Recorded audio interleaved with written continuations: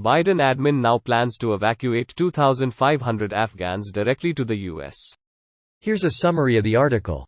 Washington, a small portion of the thousands of Afghans who worked for the U.S. government will be flown directly to the U.S., while a larger group will be evacuated to third countries or military bases overseas where their visa paperwork will be reviewed, three administration officials told NBC News. As U.S. troops leave the country, the Biden administration has come under growing pressure from lawmakers, veterans groups and refugee rights organizations to take action to protect Afghans who face retaliation from the Taliban for their work as interpreters or in other jobs for U.S. troops and diplomats.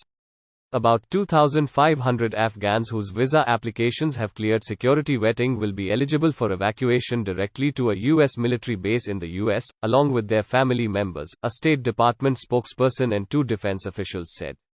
Another 10,000 whose background checks are still pending will be flown to a U.S. military base overseas or to third countries, where they will be safely housed until their immigration processing is complete, the State Department spokesperson said.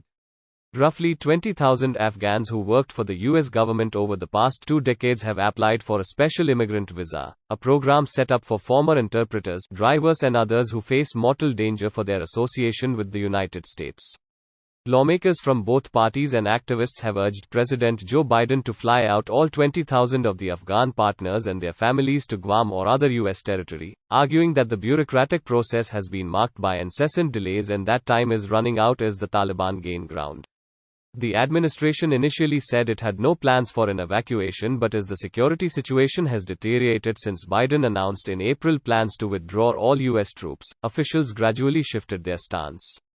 The decision to fly only a small number directly to the U.S. will likely be met with disappointment by refugee advocates and members of Congress, who say Washington has a moral obligation to help evacuate all Afghans who worked for the U.S. But the administration has said half of those 20,000 are only at an initial stage of their visa application.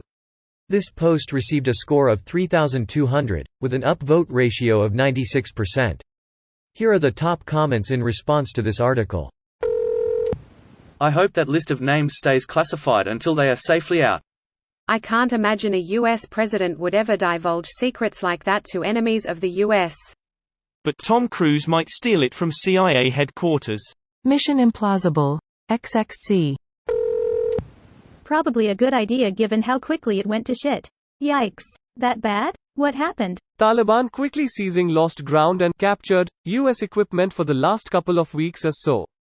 Don't worry, the arms manufacturers can make more with the donation of public funds. How else you supposed to deliver arms to someone you're not supposed to? While simultaneously giving China a free access to a major energy corridor?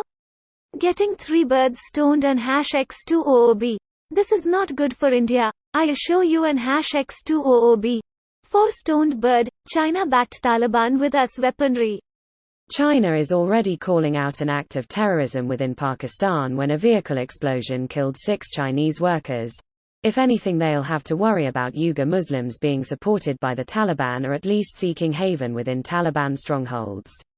China's about to dip its fingers into the graveyard of empires and may lose an arm if anything. Great news. These guys risked their lives and the lives of their families to help out the U.S. They deserve a shot at a new life. Cue Republicans throwing their shit and calling them bad people because they're Afghani. Also blaming Biden. Biden continues the war. He's wasting our soldiers on a pointless war. Biden ends the war. He's giving up and letting the Taliban win. Biden leaves Afghanis. He's letting our allies get slaughtered. Biden brings Afghanis. He's bringing terrorists to our shores. No winning with these fucks. We need to all do like California and render them impotent. Let's just hope they get him out before there is less than 2,500 left to rescue. Apparently the Taliban, posing as non-Taliban, would warn embassies that these guys are secretly working for the Taliban. Then the embassy becomes suspicious of them and would stop their asylum process, giving the Taliban extra time to hunt and kill these guys on Afghan soil. I read this on an article last week, I forgot which one though, but damn, the Taliban are real bandits. Fuck. This is way more likely than I want it to be. Sounds like a moral obligation, not some optional gesture. It absolutely is. It's the bare minimum that the US military can do to hold up its end of the bargain and ensure that it maintains credibility with local populations in the theoretical, hopefully far off, future, as well as being the morally correct thing to do. And they're actually doing it. This video was automatically created by Reddit to speech. The article and comments in this video were selected from Reddit according to their upvotes, and any paraphrasing was performed by smmry.com, without any human intervention.